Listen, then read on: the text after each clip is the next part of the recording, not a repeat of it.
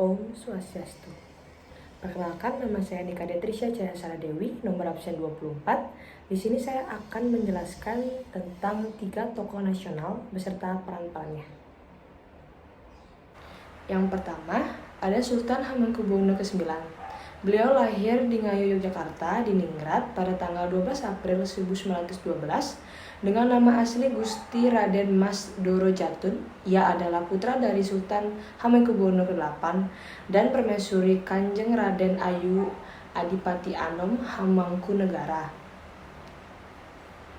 Peran Sultan Hamengkubuwono ke-9 dalam mempertahankan keutuhan NKRI yang pertama, menyatakan Kesultanan Jogja sebagai bagian RI dalam Amanat 5 September 1945.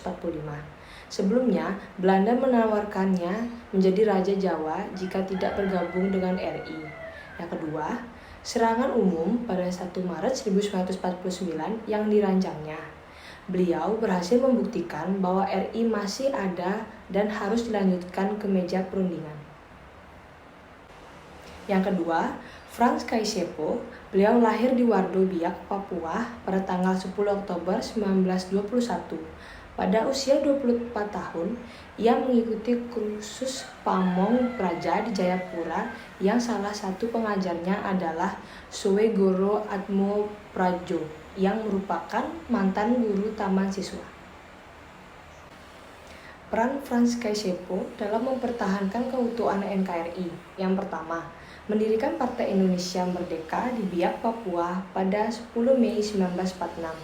Yang kedua, menjadi anggota delegasi yang menentang pembentukan negara Indonesia Timur. Yang ketiga, memimpin pemberontakan rakyat Biak pada Maret 1948 untuk melawan pemerintahan Hindia Belanda. Yang keempat, menyatukan suara Papua dalam penentuan pendapat rakyat agar menyatukan Papua ke dalam RI. Yang ketiga, Jenderal TNI Gatot Subroto. Beliau lahir di Sumpiuh, Banyumas, Jawa Tengah pada tanggal 10 Oktober 1907. Jenderal Gatot Subroto dikenal sebagai tentara yang aktif di 3 zaman. Beliau pernah menjadi tentara Hindia Belanda. Pada masa pendudukan Jepang dan pasca Indonesia Merdeka, beliau berperan dalam menumpas pemberontakan PKI.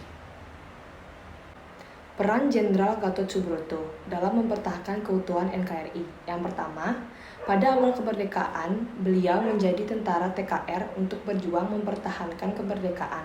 Saat pertemuan Ambarawa, beliau berhasil mengepung dan membuat tentara sekutu kesulitan menghadapi tentara Republik.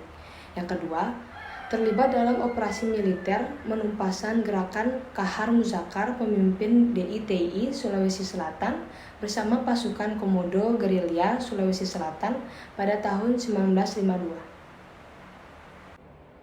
Sekian video saya, terima kasih. Om Santi Santi.